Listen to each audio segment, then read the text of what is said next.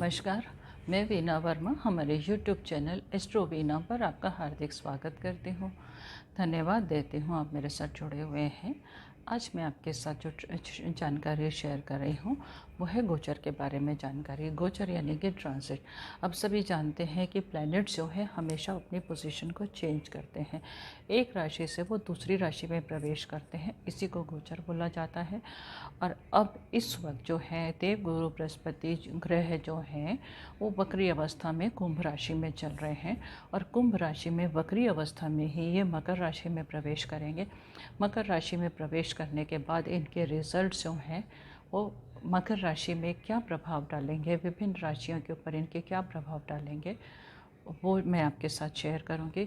मैं आपको ये भी बता दूं कि वक्री अवस्था में लोगों के मन में डाउट होता है कि ये प्लैनेट उल्टा चल रहा है, वक्री अवस्था में चल रहा है, तो हमेशा डर रहता है कि उल्टा चल के हमारे को नुकसान तो नहीं देगा, परंतु ऐसा नहीं है। ये मिथ है, भ्रम है, क्योंकि ग्रह जो है वैसे तो कभी भी वक्री चलते नहीं हैं। इनके बारे में मैं आगे भी आपके साथ शेयर करूंगी, परंतु अगर हमारे को शुभ फल देते हैं तो शुभ फलों में बहुत ज़्यादा वृद्धि हो जाती है, और अगर अशुभ फल हैं तो अशुभ फल में भी वृद्धि हो जाती है। ये डिपेंड करता है कि हमारे कुंडली के लिए वक्री प्लैनेट्स क्या करेंगे।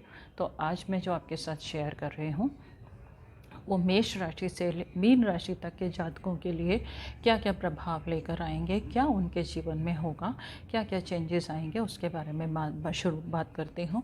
तो हम शुरुआत करते हैं मेष राशि से। मेष राशि में अगर हम देखते हैं तो वक्री गुरु जो है 14 सितंबर को इनके 10th हाउस में प्रवेश करेंगे। अभी चल रहे हैं इनके 11th हाउस में।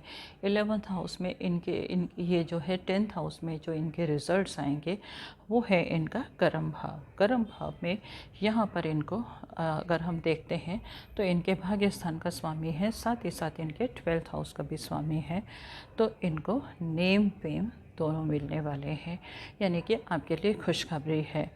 और अगर आप बिज़नेस में हैं तो आपका बिज़नेस बढ़ेगा और आपको उसमें अच्छा प्रॉफिट मिलेगा। अगर नौकरी में है, नौकरी पेशा है तो आपके साथ आपके लिए भी तब भी खुशखबरी है। हो सकता है आप काफ़ी समय से प्रतीक्षा में हो कि हमारा वेतन नहीं बढ़ा, हमारा वेतन जो है रुका हुआ है, तो इस समय आपको वेतन वृद्धि के संकेत मिल सकते हैं, प्रमोशन के चांसेस हैं। बस आपको हेल्थ का थोड़ा सा ध्यान रखने की ज़रूरत है, क्योंकि यहाँ से इसकी जो 9th दृष्टि है आपके 6ठे भाव पर रहेगी। तो आप सिर्फ 2 चीज़ों का ध्यान रखेंगे, एक तो आपके कंपटीटर और साथ ही साथ आपकी हेल्थ। अगर इन 2 चीज़ों की तरफ से आप अलर्ट रहेंगे तो आपका ये समय बहुत शुभ जाने वाला है।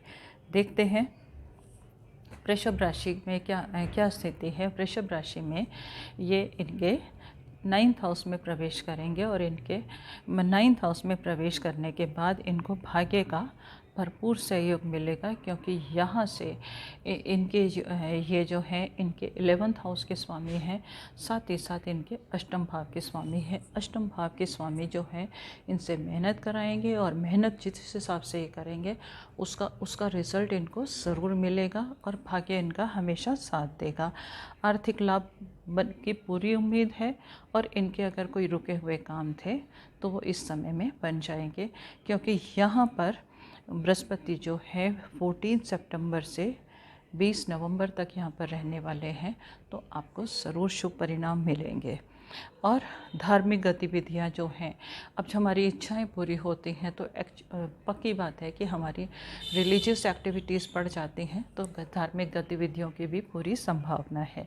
मिथुन राशि में देखते हैं यहाँ पर इनके ये 8th हाउस में प्रवेश करेंगे और इनके ये 7th हाउस का स्वामी है, साथ ही साथ इनके ये 10th हाउस का भी स्वामी है। तो इनके बिजनेस के जो आप काम कर रहे हैं, बिजनेस में हैं, आपका जो भी कारोबार में आपको नए सोर्सेज ज़रूर मिलेंगे, क्योंकि यहाँ पर आपको शुभ परिणाम ज़रूर मिलेंगे। नौकरी में अगर आप नौकरी कर रहे हैं तो कुछ कठिनाइयाँ आ सकती हैं, आपका एक्सप्रेस करने में थोड़ी सी परेशानी आ सकती है, जो आप परफॉर्म कर रहे हैं उसमें परेशानी आ सकती है, तो आपको थोड़ा सा ध्यान रखने की ज़रूरत है। कठिनाइयाँ थोड़ी सी आएंगी। दाम्पत्य के लिए अनुकूल है ये समय, और बस आपको एक चीज़ का ध्यान रखना है कि कुछ यात्राओं के योग बनेंगे। अगर आपको लगता है कि ये गैर ज़रूरी यात्राएं हैं तो आपको उनका त्याग कर देने की ज़रूरत है। देखते हैं कर्क राशि में क्या करेंगे। कर्क राशि में इनके ये 7th हाउस में प्रवेश करेंगे और इनके छठे भाव का और 9th हाउस का स्वामी है। तो नौकरी के, अगर आप नौकरी की तलाश है तो आपको नौकरी के अवसर मिलने वाले हैं। वेतन में अगर आपको लगता है प्रमोशन आपकी रुकी हुई है तो इस समय में, इस गोचर में आपकी वेतन वृद्धि हो जाएगी, प्रमोशन हो जाएगी। और अगर आपका कोई अपना कारोबार है तो उसके लिए भी स्थिति बहुत उत्तम है। और अगर आपके पार्टनरशिप में कुछ विवाद चल रहे थे, कुछ आर्ग्यूमेंट चल रहे थे, ऐसा होता है कि हम कोई भी काम करते हैं, बिजनेस करते हैं, उसमें हम पार्टनरशिप में भी काम करते हैं, तो अगर हमारे ऐसे विवाद चल रहे थे तो वो इस ट्रांसिट में, इस गोचर में समाप्त हो जाएंगे। और आपको सिर्फ एक चीज़ का ध्यान रखना है कि आप निवेश से बचेंगे। कोई भी, अगर आप कहीं भी निवेश करना चाहते हैं तो सोच समझ के कीजिएगा। शॉर्ट टर्म के लिए अगर निवेश करते हैं तो आपको बिल्कुल फ़ायदा नहीं होगा। हाँ, लॉन्ग टर्म के लिए करते हैं तो बाद में आपको लाभ होने की पूरी गुंजाइश है। देखते हैं सिंह राशि के लिए क्या करेंगे। सिंह राशि के ये छठे भाव में प्रवेश करेंगे और इनके 5th और 8th हाउस का स्वामी है। तो नौकरी, अगर आप नौकरी में हैं तो आपको मिले जुले परिणाम मिलेंगे। हम ये नहीं कह सकते कि बहुत ज़्यादा अच्छा होगा या बहुत ज़्यादा ख़राब होगा, ना बहुत ज़्यादा अच्छा होगा ना बहुत ज़्यादा ख़राब होगा। आप मेहनत करेंगे, मेहनत के अकॉर्डिंग आपको फल भी मिलेंगे, क्योंकि छठे भाव में थोड़ा सा हमारा कंपटीशन बढ़ जाता है। कार्य क्षेत्र में भी थोड़ा सा तनाव होगा। आपके जो कोलीग्स हैं वो आपको डाउन करने की कोशिश करेंगे, पर होशियारी तो आपको ही रखने की ज़रूरत है। फिजूल की, अब कभी कभी ऐसा होता है कि हम काम कर रहे होते हैं, फिजूल की टेंशन आती है, तो टेंशन को आप बिल्कुल नहीं लेंगे, टेंशन से दूर रखिएगा, क्योंकि अगर आपने टेंशन ली तो हेल्थ इश्यूज़ आपको ही होंगे। और जीवन साथी के साथ व्यवहार आपको मधुर रखना है, क्योंकि इसके यहाँ पर क्या है कि इसका जो मेल होगा, इसका जो तालमेल होगा वो आपके 7th हाउस के लॉर्ड के साथ भी होगा। तो हो सकता है कि थोड़ा सा आर्ग्यूमेंट हो, आर्ग्यूमेंट को अवॉइड कीजिएगा और अपनी हेल्थ का ध्यान रखिएगा। दिनचर्या आपकी नियमित रहनी चाहिए। देखते हैं कन्या राशि में क्या करेंगे। कन्या राशि के ये 7th हाउस के लॉर्ड हैं और इनके 4th हाउस के लॉर्ड हैं।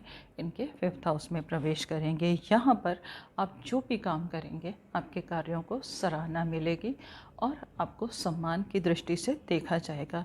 बिजनेस अगर आप करते हैं तो उसके लिए उत्तम समय है। और अगर आप कहीं निवेश करना चाहते हैं लंबे टाइम के लिए या छोटे टाइम के लिए, तो उसके लिए बिल्कुल उत्तम समय है। आप जो भी निवेश करेंगे आपको उसका भरपूर लाभ होगा। बस अपना व्यवहार थोड़ा सा मधुर रखना है और ईगो से बच के रहिएगा। थोड़ा सा मतलब लोगों के ऊपर ज़बरदस्ती हुकूमत करने की कोशिश मत कीजिएगा। दूसरों की बातों को समझने की भी बहुत ज़्यादा ज़रूरत है। देखते हैं तुला राशि के लिए क्या रहेगा। तुला राशि में ये इनके थर्ड हाउस के लॉर्ड हैं और साथ ही साथ इनके 6th हाउस के लॉर्ड हैं और इनके 4th हाउस में प्रवेश करेंगे। तो यहाँ पर क्या है कि अब करियर में आपको कुछ नए मौके मिलेंगे। कंपटीशन में आप आगे बढ़ेंगे, क्योंकि कंपटीशन में और आत्मविश्वास से हम जो भी काम करते हैं हमें सफलता ज़रूर मिलती है। कारोबार अगर आप करते हैं तो आपको देखो, अपना कारोबार करते हैं, मेहनत, अगर आप जॉब में हैं तो आपको बराबर रिजल्ट मिलेंगे ही। परंतु अगर आपका अपना व्यवसाय है तो थोड़ा सा अधिक श्रम करने की ज़रूरत है। स्वास्थ्य संबंधी आपको चिंता हो सकती है। स्वास्थ्य जो है, हो सकता है आप एनर्जी में थोड़ा सा लो फील करें। और पैतृक संपत्ति का आपको लाभ होने वाला है या बड़ों से आपको कोई गिफ्ट भी मिल सकता है। देखते हैं वृश्चिक राशि में क्या करेंगे। वृश्चिक राशि में इनके 3rd हाउस के लॉर्ड हैं, 3rd हाउस में प्रवेश करेंगे और इनके 2nd और 5th हाउस के लॉर्ड हैं। अब आपकी रिस्पॉन्सिबिलिटीज़ बढ़ने वाली हैं, आपको इसका ध्यान रखने की ज़रूरत है। नौकरी में हैं, अतिरिक्त श्रम करना पड़ेगा, और अतिरिक्त श्रम करेंगे तो उसका लाभ भी आपको भरपूर मिलेगा। अचानक खर्चे आ सकते हैं, जीवन साथी का आपको भरपूर सहयोग मिलेगा, क्योंकि यहाँ से उसकी जो 5वीं दृष्टि है वो 7th हाउस पर पड़ेगी, तो वो आपके साथ हर कदम पर आपके साथ रहेगा और आपको भरपूर सहयोग देने वाले हैं। आपको थोड़ा सा आत्मविश्वास का परिचय देने की ज़रूरत है। यहाँ पर 3rd हाउस में जितना आपके अंदर कॉन्फिडेंस होगा, आत्मविश्वास होगा, उसके अकॉर्डिंग ही आपको भरपूर परिणाम मिलेंगे। धनु राशि में हम देखते हैं क्या होगा। धनु राशि के खुद के स्वामी हैं, धनु राशि के स्वामी हैं, साथ ही साथ इनके 4th हाउस के स्वामी हैं, और इनके 2nd हाउस में प्रवेश करेंगे। 2nd हाउस में राशि का स्वामी है, तो धन का लाभ तो होगा, प्रॉफिट भी होगा, बैंक बैलेंस भी बढ़ेगा। परिवार के साथ थोड़ा सा वैचारिक मतभेद हो सकता है, उसका कारण सिर्फ आप ही रहेंगे, क्योंकि आपको वाणी में नियंत्रण रखना है। कभी कभी ऐसा होता है कि हमें ज़रूरत से ज़्यादा सफलता मिल जाती है तो हमारे अंदर ईगो आ जाती है, और कभी कभी ऐसा होता है कि हमारा मूड ठीक नहीं होता, तब भी हमारा व्यवहार जो है वो थोड़ा सा कटु हो जाता है। तो व्यवहार को नियंत्रण में रखिएगा, आपके लिए अच्छा रहेगा। और व्यवसाय के लिए ये सो है, कारोबार के लिए, व्यवसाय के लिए ये समय बिल्कुल अनुकूल है, क्योंकि यहाँ से 2nd हाउस से उसकी जो 9th दृष्टि है आपके व्यवसाय पर भी पड़ रही है, और 5वीं दृष्टि है आपके 6ठे भाव पर पड़ रही है। तो कोई भी आपका कंपटीटर आपके सामने उठ नहीं पाएगा। साथ ही साथ व्यवसाय जो है आपका बढ़ता चला जाएगा, बस होशियारी की ज़रूरत है। हम देखते हैं मकर राशि में क्या रहेगा। मकर राशि के ये 1st भाव में प्रवेश करेंगे, और इनके 12th भाव के स्वामी हैं। 12th के साथ साथ इनके 3rd हाउस के भी स्वामी हैं। यहाँ पर आपको कहीं ना कहीं किसी चीज़ की, और 1st हाउस में आने के बाद मकर राशि में नीच के बृहस्पति मस्तक पर बैठेंगे, तो हमेशा ऐसा लगेगा कि कोई अभाव है, हमारी ज़िंदगी में कोई कमी चल रही है, हमारे सुखों में कोई कमी चल रही है, ऐसा नज़र आएगा। ओवर कॉन्फिडेंस बिल्कुल मत होने दें। ओवर कॉन्फिडेंट अगर आप हो गए तो आपके लिए ही घातक हो सकता है। तो बस कॉन्फिडेंट होना अच्छा है, ओवर बिल्कुल ठीक नहीं है। और ओवर कॉन्फिडेंट होने के बाद कभी कभी हमारे से गलतियां होती हैं, उसका खामियाजा हमें ही भुगतना पड़ता है। अगर आप लॉन्ग टर्म के लिए निवेश करना चाहते हैं तो ये समय आपके लिए बिल्कुल उत्तम है, आप कर सकते हैं। आगे आने वाले समय में आपको भरपूर लाभ मिलेगा। शॉर्ट टर्म इन्वेस्टमेंट नहीं चलेगी, क्योंकि ये 12th भाव के स्वामी भी हैं। 12th भाव का स्वामी जो है एकदम से फ़ायदा नहीं देगा, बाद में आपको ज़रूर फ़ायदा देंगे। कुंभ राशि में हम देखते हैं क्या करेंगे। कुंभ राशि में ये 12th हाउस में प्रवेश करेंगे, और यहाँ पर आपके खर्चे जो हैं, अनएक्सपेक्टेड खर्चे बढ़ने वाले हैं। व्यवसाय के लिए नॉर्मल है, हम ये नहीं बोलेंगे कि आपको बहुत ज़्यादा लाभ होगा, परंतु लाभ होगा, नुकसान भी नहीं होगा। थोड़ा सा अगर आप चाहते हैं आपकी इनकम बनी रहे, बरकरार रहे, तो आपको डिफरेंट सोर्सेज से इनकम बढ़ाने की कोशिश करनी चाहिए। डिफरेंट सोर्सेज से आप इनकम बढ़ाएंगे तो आपके इनकम में किसी तरह की कोई कमी नहीं आएगी। आप लोगों को वैसे भी थोड़ा सा मतलब एक के साथ दो तीन काम करेंगे। पहले एक काम कीजिएगा, उसमें लाभ होने लगे, उसके साथ में एक और काम शुरू कीजिएगा, तो आपको भरपूर लाभ मिलेंगे। और आपके व्यवसाय के लिए नॉर्मल है, खर्चों को थोड़ा सा कंट्रोल में कीजिएगा। और अगर कोई अनएक्सपेक्टेड खर्चा आ जाता है या निवेश करना चाहते हैं, लॉन्ग टर्म के लिए अनुकूल है। मीन राशि में देखते हैं क्या करेंगे। मीन राशि में आपके 11th हाउस में आएंगे, और आपके मीन राशि के ये 1st भाव के स्वामी हैं, साथ ही साथ आपके 10th हाउस के स्वामी हैं। तो आपको सडन प्रॉफिट होने वाला है। प्रॉफिट हाउस में आने के बाद 1st भाव का ही स्वामी आपको और कर्म भाव का स्वामी आपको अचानक लाभ देगा। श्रेष्ठ फलों में वृद्धि होगी। कार्यों में आप रिस्क भी लेंगे, और रिस्क का आपको भरपूर लाभ भी मिलेगा। व्यापार के लिए उत्तम है। नए कार्य, अगर भी आप कोई नया असाइनमेंट साइन करना चाहते हैं, उसके लिए भी ये समय बहुत अनुकूल है। और अगर आप विवाह के लिए कोशिश कर रहे हैं तो इस समय आप विवाह के बंधन में बंध सकते हैं। आपको अपनी पसंद का जीवन साथी मिल सकता है। आपके लिए खुशखबरी है। इसके साथ ही मैं आपसे विदा लेने की कोशिश करूंगी। उम्मीद है इस जानकारी से, इस ट्रांजिट से, इस गोचर से आपको भरपूर लाभ होगा। मन में कोई प्रश्न है तो आप मुझे लिख के भेज सकते हैं, मैं समाधान करने की पूरी कोशिश करूंगी। अगर चैनल सब्सक्राइब नहीं किया तो इसको सब्सक्राइब करना बिल्कुल नहीं भूलेंगे। लोगों के साथ शेयर कीजिएगा। धन्यवाद।